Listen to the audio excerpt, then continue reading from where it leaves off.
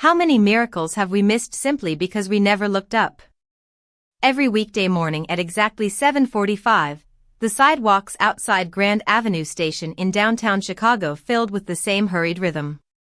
Coffee cups, briefcases, ringing phones, impatient footsteps, and faces already thinking about the next meeting instead of the next person. Among the hundreds who crossed the busy intersection each morning was Alexander Hayes, a 42-year-old millionaire chief executive officer whose schedule was measured down to the minute. His driver dropped him off at the same corner every day because Alexander insisted that the 3-minute walk to his office helped him organize his thoughts before the first meeting. Investors admired his discipline. Business magazines praised his efficiency. Employees joked that his watch probably ran faster than everyone else's. On Monday morning, just beyond the subway entrance, a little girl stood beside a folding table no wider than 2 feet. She could not have been older than 8. Her light blonde hair was tied into a loose ponytail, and an oversized green sweater hung past her wrists as she carefully arranged handmade bookmarks decorated with pressed flowers, watercolor paintings, and handwritten quotes. Every bookmark rested inside a clear protective sleeve, lined up with remarkable care as though each one carried a story worth protecting. As Alexander walked past, the little girl smiled politely. "Good morning, sir. Would you like a bookmark?" He never slowed his pace. His phone vibrated with messages from New York, and within seconds he disappeared into the crowd without realizing he had left behind a pair of hopeful blue eyes still watching him. On Tuesday morning, the city woke beneath gentle spring sunshine. The little table stood in exactly the same place. The same bookmarks. The same careful arrangement. The same little girl patiently greeting strangers one by one. Some smiled back. Some purchased a bookmark. Others simply wished her a good day before continuing on their way. Then Alexander appeared again, walking even faster than before while reviewing presentation notes on his tablet. "Excuse me." "Sir," the little girl called softly. "I made a new one today." Alexander lifted one finger without looking at her, silently asking for another moment that never came. He stepped into a waiting elevator across the street and vanished behind polished glass doors. The little girl quietly placed the bookmark back onto the table, smoothing its edges before greeting the next passerby with exactly the same warm smile. By Wednesday morning, gray clouds stretched across the skyline, and a cool breeze carried the scent of approaching rain. The little girl arrived before sunrise as always, carefully unfolding the small table, arranging every bookmark in neat rows, and placing a simple handwritten sign at the front. Handmade bookmarks. Every purchase helps restore a neighborhood library. She looked up each time someone approached, never raising her voice, never chasing anyone, only offering a gentle invitation. At precisely 7:45, Alexander crossed the street for the 3rd morning in a row. His briefcase rested beneath one arm while another call echoed through his wireless earbuds. Without thinking, he moved toward the station entrance exactly as he had the previous 2 days. Then the little girl quietly picked up one bookmark, held it close to her heart, and smiled with surprising kindness. "It is all right, sir," she said. "My mom always told me that some people need 3 chances before they notice kindness." Alexander stopped so suddenly that the people behind him stepped around in confusion. For the first time that week, he looked directly into the little girl's eyes.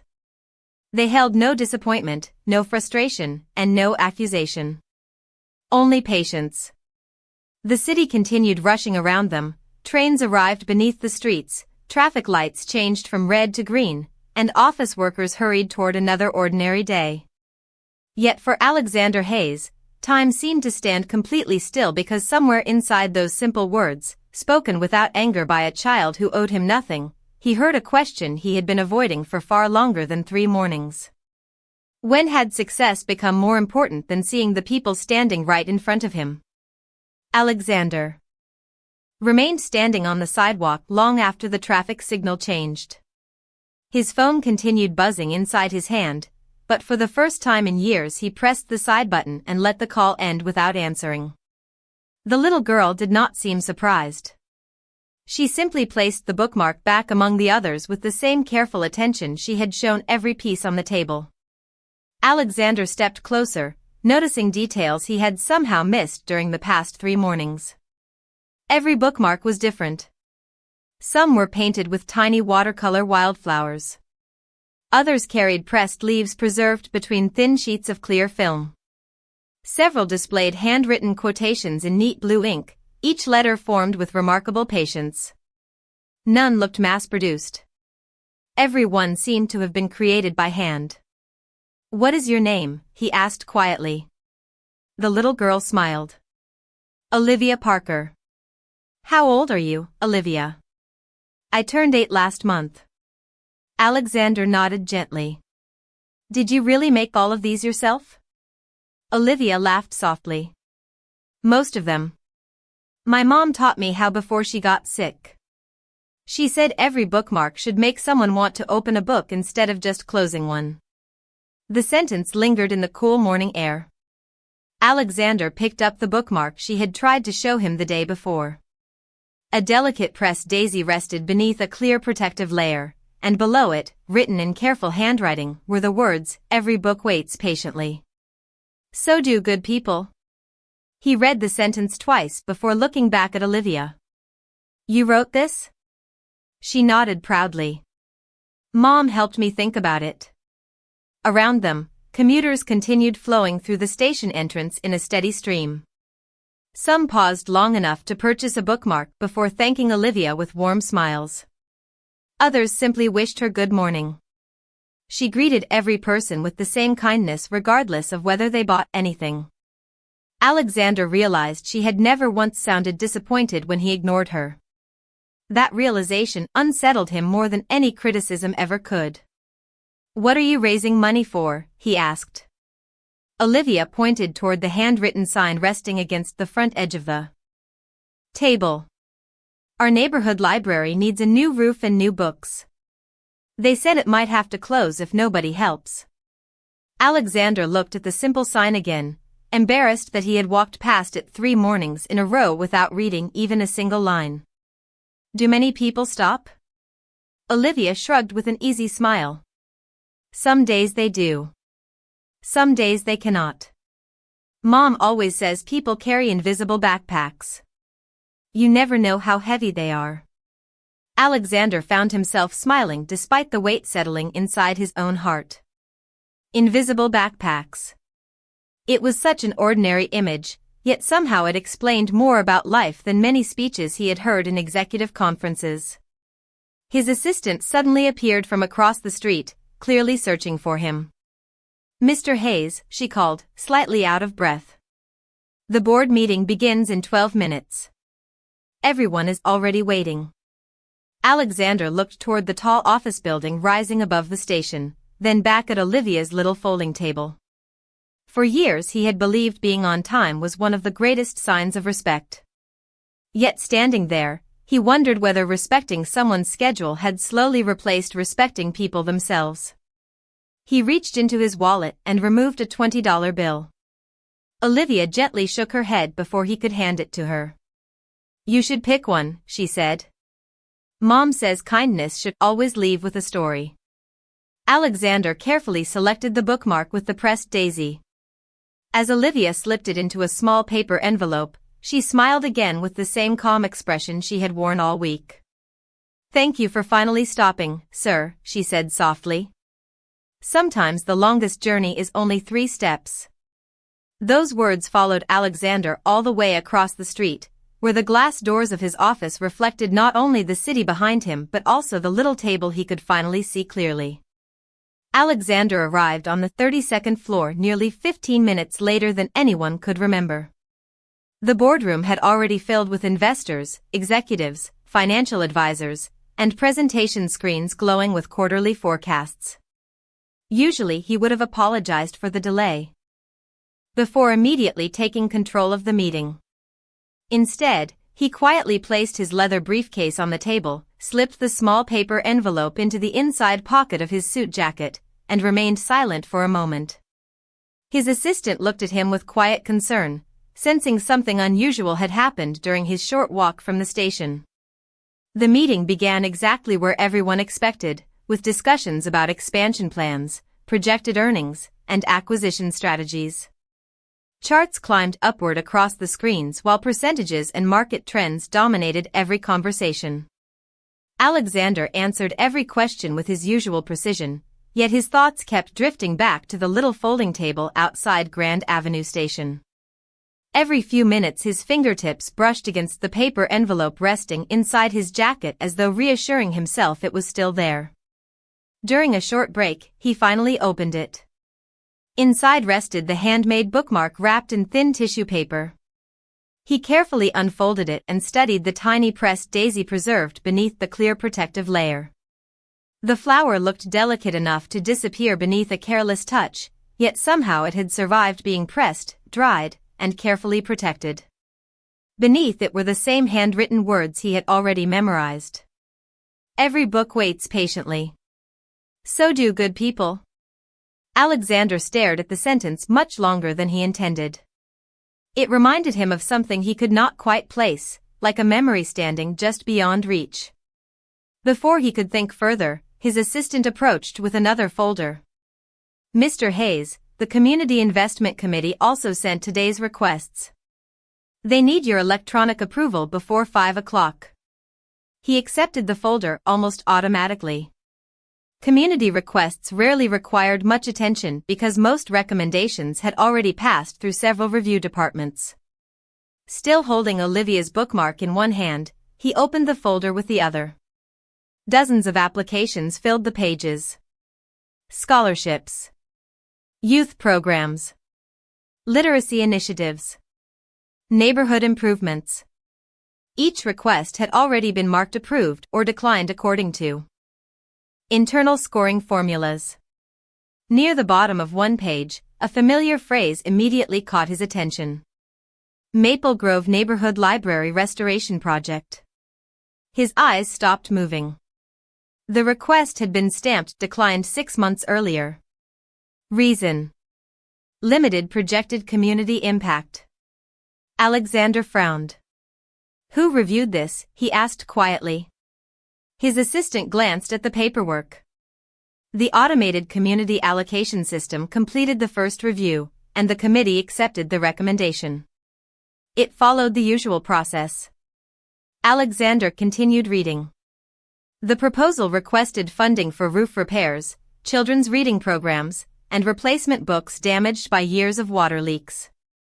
Attached to the application was a short letter from the head librarian describing how hundreds of neighborhood children depended on the building after school because it was one of the few safe places where they could read, study, and dream.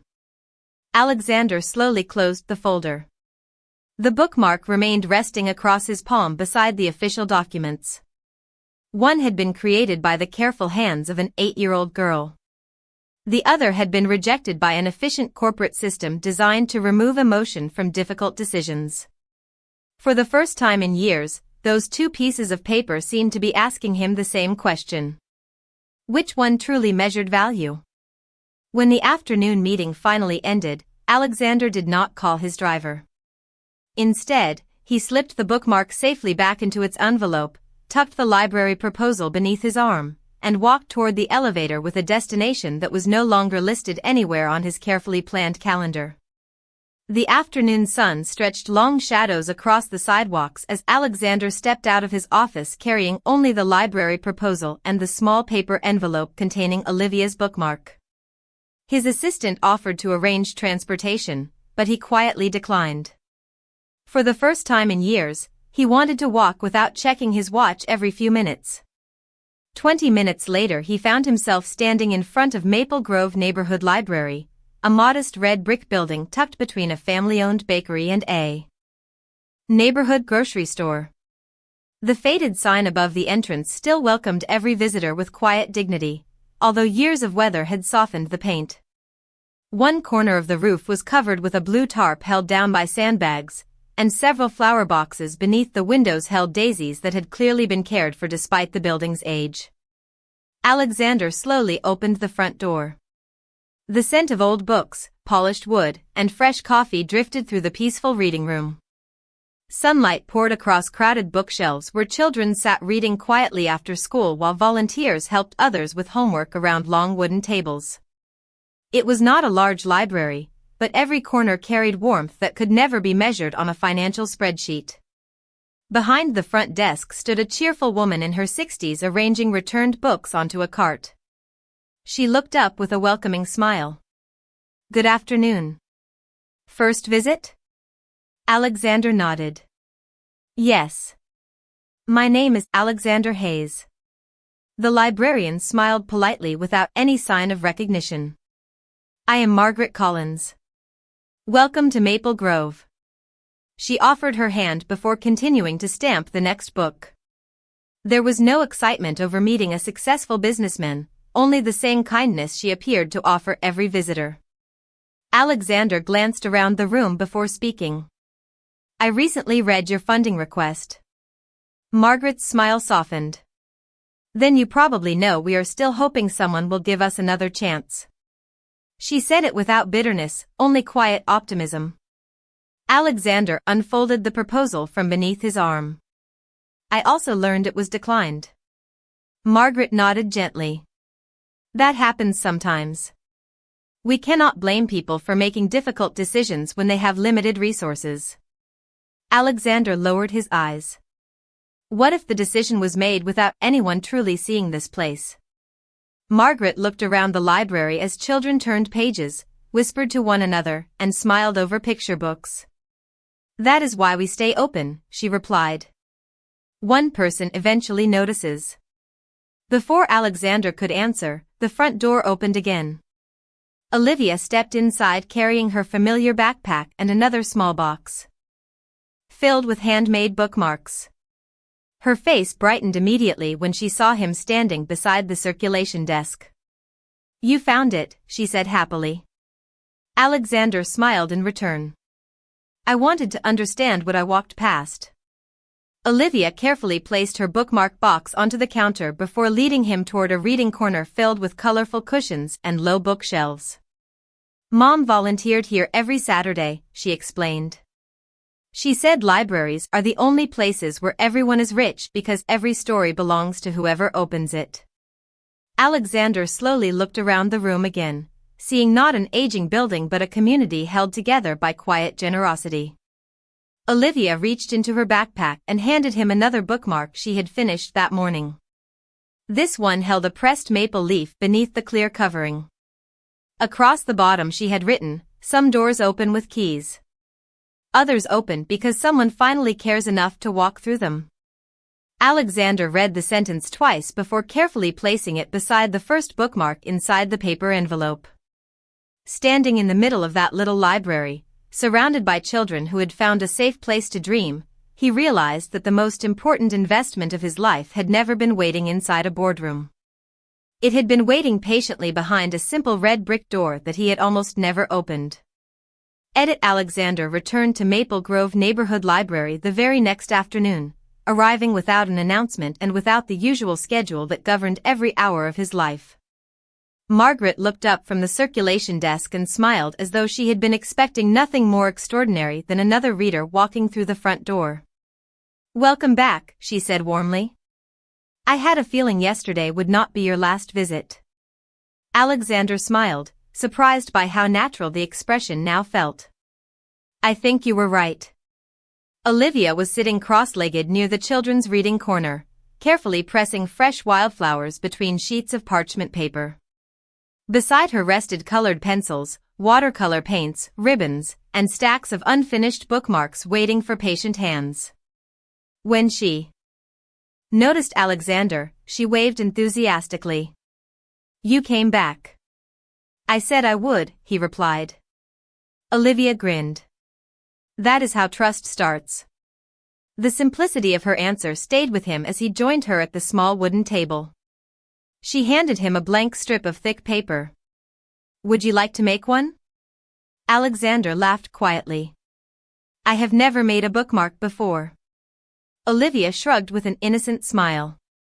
"Nobody is born knowing how." She showed him how to place a pressed flower carefully between two clear sheets before smoothing every edge with gentle fingers. Mom always said rushing ruins beautiful things. Alexander followed her instructions slowly, realizing he approached the tiny project with more patience than he had shown many billion-dollar presentations. Around them, children arrived after school carrying backpacks almost as large as themselves. Some hurried toward favorite shelves while others gathered around volunteers reading stories aloud. Every child seemed to know Olivia by name. She greeted each one with cheerful warmth, remembering which books they liked and asking whether they had finished the adventures they borrowed the week before. Watching her, Alexander realized she was doing something no executive training program had ever taught him. She made every person feel noticed. After a while, Margaret approached carrying a small cardboard storage box. "There is something I think you should see," she said gently. She placed the box onto the table and lifted the lid. Inside rested dozens of handwritten letters tied together with faded blue ribbon. "These came with our funding request," she explained. The committee only asked for the application itself, so the children's letters were never included. Alexander carefully untied the ribbon and opened the first envelope. One child wrote about learning English through library books after moving to Chicago. Another thanked the volunteers for helping with homework every afternoon. One little boy had drawn himself reading beneath a tree with the words, "Books help me dream bigger than my neighborhood." Alexander continued reading silently while the room around him faded into quiet reflection. None of the letters asked for money. They asked only for a place where imagination could continue growing.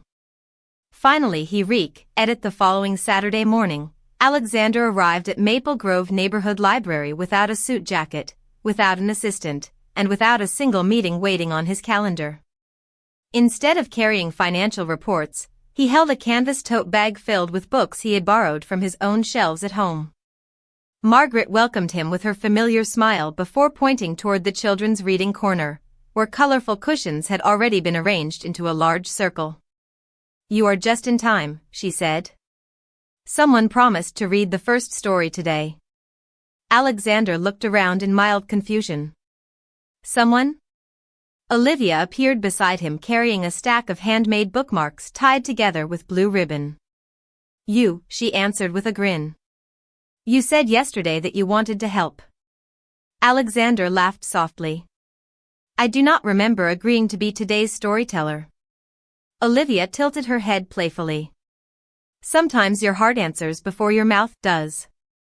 Margaret chuckled quietly while handing him a beautifully illustrated children's book. "She has a way of volunteering people for wonderful things."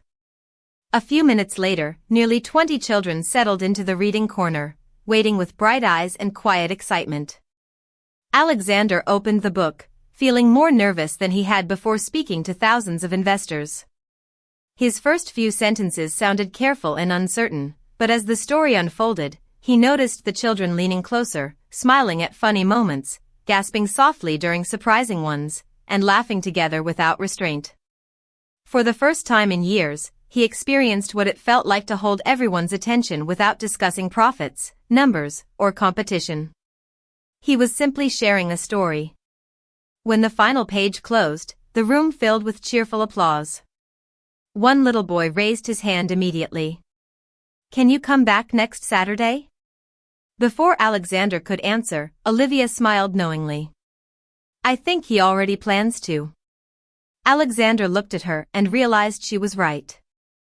After the reading hour ended, he helped children return books to the shelves, organize art supplies, and stack chairs. None of the work felt small. Every task somehow carried the same quiet importance. As the afternoon sunlight poured through the library windows, Margaret invited Alexander into her tiny office. She opened an old scrapbook filled with photographs collected over many years. There were pictures of reading clubs, community events, school visits, and smiling families gathered around books. Near the final pages, Margaret pointed toward a faded photograph of Olivia and her mother standing beside a newly painted bookshelf. "Emily organized our children's reading program for almost 6 years," she explained. She believed every child deserved one adult who would always make time to listen. Alexander studied the photograph carefully. Emily's smile looked remarkably like Olivia's, calm, gentle, and quietly hopeful. Margaret Continue. Monday morning brought Alexander back to the familiar boardroom where every chair was occupied and every screen displayed charts forecasting another record-breaking quarter. The room looked exactly as it always had, polished, efficient, and carefully controlled. Yet Alexander no longer felt like the same man who had entered those meetings only a week earlier. The two handmade bookmarks rested inside his leather notebook, and Olivia's letter remained folded neatly in his inside pocket. As the meeting progressed, one executive presented a proposal recommending reductions to the company's community investment budget. The explanation sounded practical. Economic uncertainty required greater efficiency. Every dollar needed measurable financial return. Several directors nodded in agreement while projected savings appeared on the large screen. Near the bottom of the presentation, Alexander noticed a familiar line. All pending neighborhood literacy initiatives would be suspended until further review. Maple Grove Neighborhood Library appeared first on the list. Silence settled over the room as everyone waited for the chief executive officer to approve the recommendation. Instead, Alexander slowly closed the presentation folder. "We are not making this change," he said calmly. A few surprised glances moved around the table. Richard Donovan, the senior financial officer, leaned forward. "Alexander, the numbers are very clear. These programs generate goodwill, but they do not produce measurable returns for shareholders." Alexander looked across the room before answering. "Not every return belongs on a spreadsheet." Another director spoke carefully. "Our responsibility is to maximize value." Alexander nodded respectfully. "Exactly. The question is whether we have been measuring the right kind of value." The room became noticeably quieter. For years no one had challenged the company's internal formulas more strongly than Alexander himself. Richard opened another report. "The library serves only one neighborhood. From a financial perspective, the investment is difficult to justify." Alexander reached into his notebook and quietly removed Olivia's first bookmark. The pressed white daisy remained perfectly preserved beneath its clear covering. Without speaking for a moment, he placed it gently on the conference table where everyone could see it. "Last week," he began, "an 8-year-old girl sold this for $20 to help save a neighborhood library. She never asked for a donation. She offered something she created with her own hands because she believed stories matter." Several executives exchanged curious looks, uncertain where the conversation was leading. Alexander continued with calm conviction. "I visited that library. I met the children who study there every afternoon. I read the letters they wrote months ago, letters that never reached this table because our automated system decided they were not valuable enough." He paused before looking directly at the leadership team. "The system worked exactly as we designed it. The problem is that we designed it to count numbers instead of people." No one interrupted him. The polished conference room suddenly felt far less certain than it had only minutes earlier. Alexander stood and walked toward the window overlooking the city below. Thousands of people hurried through the streets exactly as he once had, each carrying invisible hopes and unseen burdens. Without turning around, he spoke quietly. "Success that teaches us to overlook children waiting patiently outside our buildings is not success. It is simply speed without direction." He returned to the table and signed a new authorization approving immediate funding for Maple Grove Neighborhood Library, restoring every suspended literacy program, and creating a review process requiring personal evaluation of every community proposal involving children and education. Richard looked at the revised document before slowly closing his own folder. "This decision will certainly attract attention," he admitted. Alexander smiled gently. "Then let people notice that we finally noticed them." Late that afternoon, as he walked past Grand Avenue Station once again, Olivia was arranging a fresh row of handmade bookmarks beneath the warm autumn sunlight. This time Alexander did not wait for her to call out. He crossed the sidewalk before anyone else, smiled warmly, and said the words she had quietly been teaching him from the very beginning. "Good morning, Olivia. What wonderful story are we sharing today?" The changes began quietly, almost too quietly for the newspapers to notice. Within a few weeks, workers arrived at Maple Grove Neighborhood Library before sunrise each morning. They repaired the aging roof, replaced worn carpeting, restored reading rooms with fresh paint, installed brighter lighting, and filled empty shelves with hundreds of carefully selected new books. Yet the most meaningful change could not be measured in construction reports or donation totals. Every Saturday, long before the volunteers unlocked the front doors, Alexander was already waiting outside carrying a canvas bag filled with stories he hoped to read aloud. The children soon stopped calling him Mr. Hayes and began calling him Mr. Alex, a title he treasured far more than Chief Executive Officer. Olivia laughed every time she heard it. "I told you stories make people feel like family," she said one sunny morning while arranging another collection of handmade bookmarks on the welcome table near the entrance. Alexander smiled as he helped her tie blue ribbons around each bundle. "I thought I was helping save a library," he admitted. "Now I think the library has been saving me." Margaret overheard the conversation and quietly nodded. "That is what good libraries have always done," she said. "They give people a place to find parts of themselves they forgot were still there." Every weekend brought new traditions. Alexander read picture books to the youngest children before helping older students discover biographies, history, and science. Olivia organized bookmark workshops where every child designed a personal reminder to place inside a favorite book. No two bookmarks looked alike because, as she often reminded everyone with a gentle smile, no two stories were ever exactly the same. One afternoon she handed Alexander a fresh bookmark decorated with tiny painted stars surrounding another carefully pressed daisy. Across the bottom she had written, "The best chapters begin after someone decides to turn the page." Alexander slipped it carefully into the novel he had been reading each evening, placing it beside the first two bookmarks she had ever given him. They had become quiet reminders that the smallest gifts often carried the greatest wisdom. As autumn slowly gave way to winter, the library celebrated its reopening with a neighborhood reading festival. Families filled every room while children proudly introduced parents to new books and favorite volunteers. Margaret invited Alexander to say a few words before the ribbon-cutting ceremony.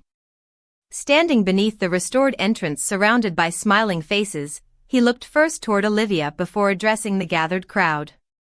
"For many years I believed leadership meant having the right answers," he began. "Then an 8-year-old girl reminded me that sometimes leadership begins with asking whether we have been listening to the right voices."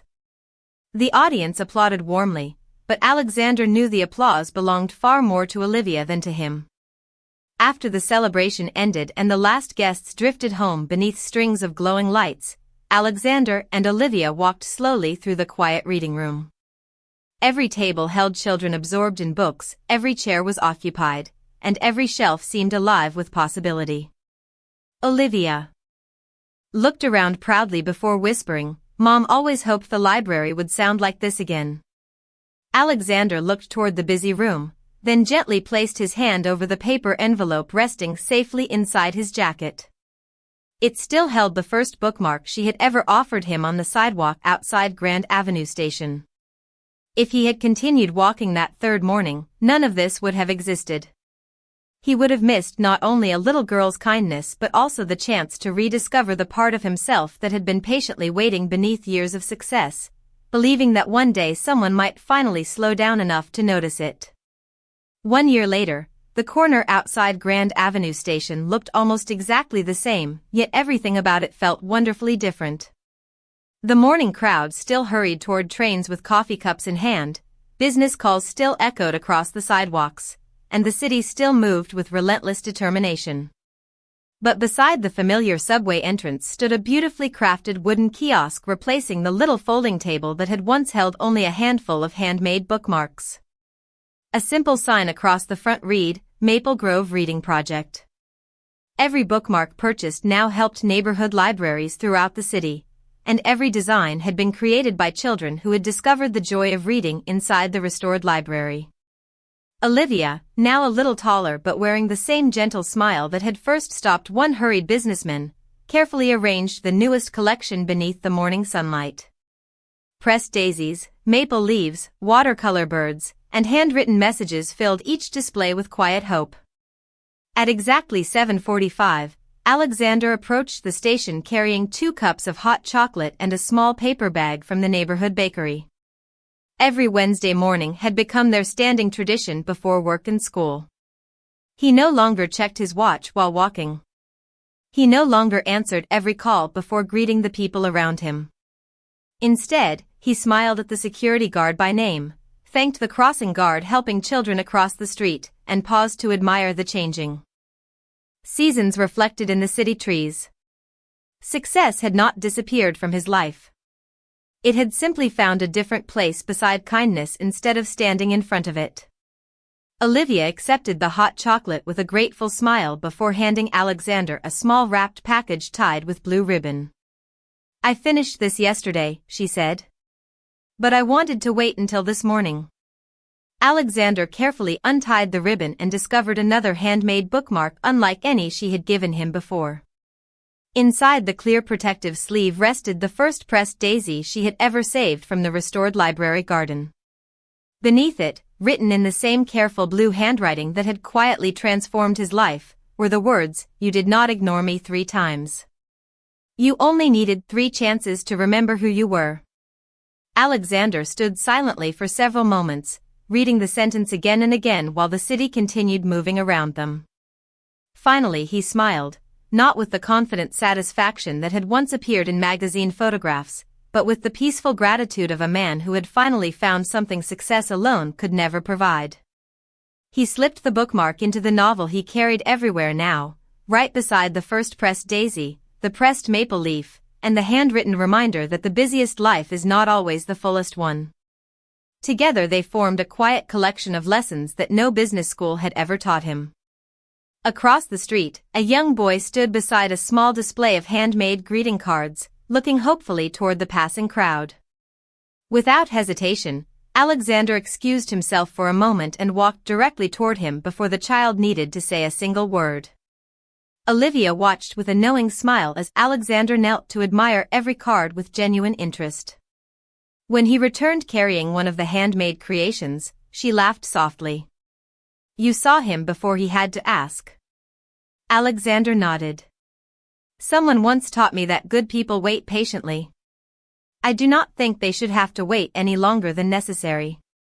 As the first rays of sunlight reflected across the city skyline, the station filled once more with thousands of people beginning another ordinary day. Most hurried past without noticing 2 simple bookmarks resting inside one open book. Yet those small pieces of paper had quietly changed countless lives because one little girl believed kindness deserved another chance, and one busy man finally discovered that the richest chapters of life begin the moment we stop rushing long enough to truly see another person's story.